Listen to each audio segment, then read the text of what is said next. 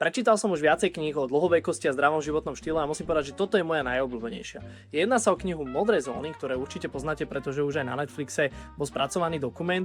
A páči sa mi práve preto, že neponúka nejaké skratke, nejaké konkrétne biohackerské techniky a pravidlá, ako sa dlžiť čo najdlhšie. Kniha je postavená práve na 5 modrých zónach, ktoré sú na planete, kde sa ľudia dožívajú prirodzene vysokého veku a vlastne autor chodí za danými ľuďmi a robí rozhovory so samotnými ľuďmi, ktorí sa dožívajú nad 100 rokov. No a ich pravidlá sú jednoduché, žiadne biohackerské pravidlá a triky, ale jednoduchý lifestyle, ktorý vlastne ich donúti a ktorý im vlastne pomáha žiť dlhšie. Veľmi sa mi páčilo japonské príslovie hara hachi bu, ktoré znamená, že jedzte do 80% nasýtenosti, pretože chvíľu trvá, kým dojde informácia zo žalúdka do mozgu, že je človek najedený.